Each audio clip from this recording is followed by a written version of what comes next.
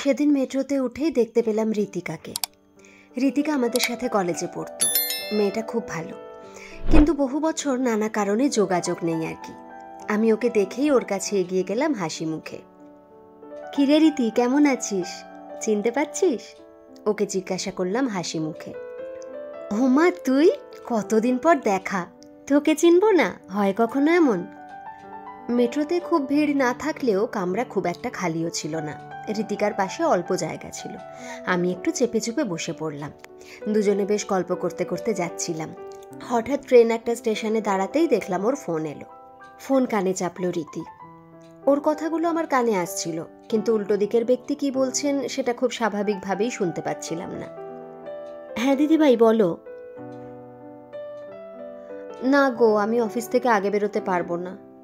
আমি কি করে ম্যানেজ করব? একদমই সম্ভব না। তেমন হলে না হয় অনলাইন খাবার আনিয়ে নেওয়া যাবে, কিন্তু আমি কোনো মতেই পারবো না গো।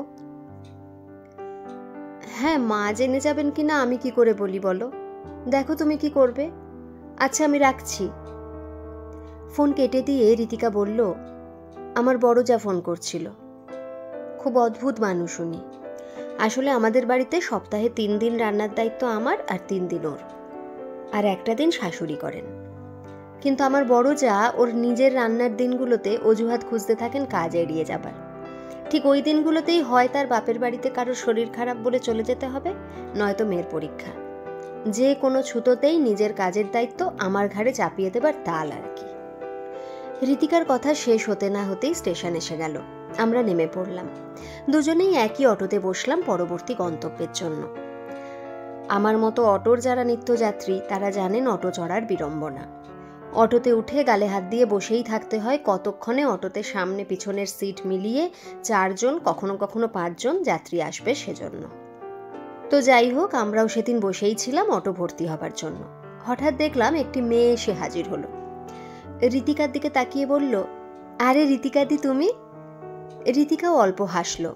এবার মেয়েটা মুখ কাচুমাচু করে বলল, ঋতিকাদি, তুমি একটু অটোর সামনে গিয়ে বসবে গো প্লিজ। আমার না খুব হাঁটুতে ব্যথা, সামনে বসতে বড্ড কষ্ট হবে। তোর গত সপ্তাহেও কোমরে ব্যথা ছিল না?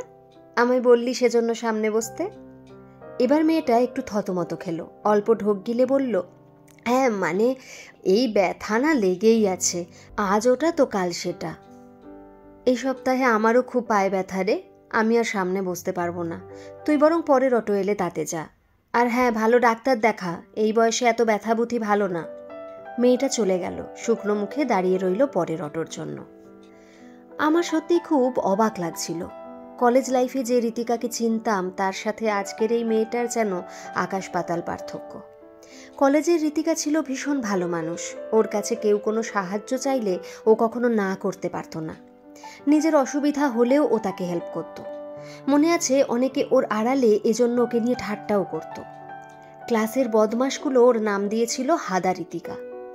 একবার ওকে জিজ্ঞাসা করেছিলাম, ঋতিকা, নিজের অসুবিধার কথা চিন্তা না করেও কেন তুই অন্যদের সাহায্য করিস তারা বললেই?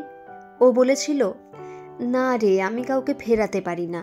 আমি ভাবি কাউকে না বললে তো তার খারাপ লাগবে, সে আমার প্রতি রাগ করবে, আর আমি চাই না কারোর খারাপ ফিলিংয়ের কারণ হতে।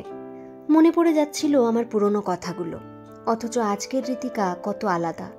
নিজের যাকে রান্নার ব্যাপারে সাহায্য করতে এক কথায় না করে দিল, আবার ওর পরিচিত এই কম বয়সী মেয়েটাকেও ভাগিয়ে দিল। যাই হোক, অটো ছাড়ল চতুর্থ ব্যক্তির আগমনে, আর তখনই খানিকক্ষণের নীরবতা ভেঙে কথা বলে উঠল ঋতিকা, তোর আমায় খুব অচেনা লাগছে না? কলেজের সেই ঋতিকা যে সবার উপকার করত নিজের অসুবিধা হলেও, সে আজ অনেক বদলে গেছে, তাই ভাবছিস তো? আমি কি বলবো বুঝে পেলাম না, অল্প মাথা নাড়ালাম। আসলে কি জানিস তো, জীবনের অভিজ্ঞতা আমায় বদলে দিয়েছে। যা বুঝলাম, নিজের সুবিধা গুছিয়ে নিতে সবাই চায়, আর যে মানুষটা ব্যক্তিগত সুখ সুবিধার কথা না ভেবেও অন্যের উপকার করার চেষ্টা করে তাকে সবাই বোকা ভেবে নেয়। তার থেকে সুবিধা আদায় করাটাই সকলে নিজের অভ্যাসে পরিণত করে ফেলে। আর কখনো যদি সে সুবিধা দিতে না পারে, তবে সে বাকিদের কাছে হয়ে ওঠে ভিলেন।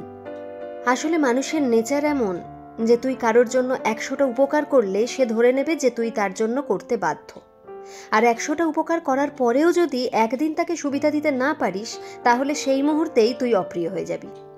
তোর এতদিনের এই 100টা উপকার সে 1 সেকেন্ডে ভুলে যাবে, কারণ উপকার পাওয়াটা যে তার অভ্যাসে ঢুকে গেছে। আমার বড় যাকে সুবিধা দেবার জন্য আমি দিনের পর দিন তাকে রান্না করে দিয়েছি একসময়, কিন্তু তারপর বুঝতে পারলাম আমার থেকে সুবিধা নেওয়াটা তার অভ্যাসে পরিণত হয়েছে। সে ধরেই নিয়েছে আমি তার কাজ করে দিতে বাধ্য।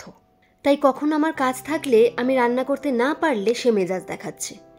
আসলে কি বলতো, ওভাবে সবার মন জুগিয়ে চলা যায় না। চলার দরকারও নেই সেটা বুঝেছি। কাউকে ততটাই হেল্প করতে হয় যতটা তার একান্তই দরকার। প্রয়োজনের অতিরিক্ত কাউকে সুবিধা দেওয়াটা বোকামি। তাতে তোমাকেই সবাই বোকা ভেবে নেবে, সস্তা ভেবে নেবে। আমার পাড়ার ওই পরিচিত মেয়েটাকে 2 দিন পিছনের সিট ছেড়ে দিয়েছিলাম, কিন্তু আজ বুঝতে পারলাম ও ধরেই নিয়েছে আমি প্রতিবারই এমনটা করব। তাই ওর ভুলটা ভাঙিয়ে দিলাম। জানি ওর খারাপ লাগলো, আমায় খারাপও ভাবলো, কিন্তু তাতে কিচ্ছু করার নেই। কারোর অন্যায্য দাবি মেনে তার কাছে আমি ভালো হতেও চাই না, কারণ আমি বুঝে গেছি ওভাবে সকলের চোখে ভালো হওয়া যায় না, বরং অন্যরা বোকা ঠাউরে নেয়। আমি চুপ করে ঋতিকার কথাগুলো শুনছিলাম। নতুন করে যেন অনেক কিছু বুঝলাম। সত্যিই তাই, কাউকে ততটুকুই হেল্প করা উচিত যতটা তার দরকার, নইলে সুবিধা দেবার মেশিন ঠাউরে নেয় কিছু মানুষ অপর দিকের লোকটাকে। অতিরিক্ত ভদ্রতা একেবারেই বোকামিরই লক্ষণ হয়তো এই পৃথিবীতে। সেদিন অটো থেকে নামার সময় ঋতিকার হাত ধরে বলেছিলাম, আজ তোর কথাগুলো থেকে সত্যি অনেক কিছু শিখলাম আর বুঝলাম রে। আসলে এভাবেই বোধহয় পথ চলতি কোনো অভিজ্ঞতা বা দৈনন্দিন জীবনে হঠাৎ ঘটে যাওয়া খুব সাধারণ কোনো ঘটনাও অনেক কিছু জীবনবোধের শিক্ষা আমাদের দিয়ে যায়, যেগুলো মনে গেঁথে যায় সারা জীবনের জন্য। গল্পটা কেমন লাগলো একটা কমেন্ট করে কিন্তু অবশ্যই জানাবেন। আর যদি ভালো লেগে থাকে তাহলে প্লিজ একটা লাইক করে দেবেন। আর যারা এই চ্যানেলে নতুন তারা প্রতিদিন নতুন নতুন গল্প পেতে হলে চ্যানেলটিকে সাবস্ক্রাইব করে দেবেন। ধন্যবাদ।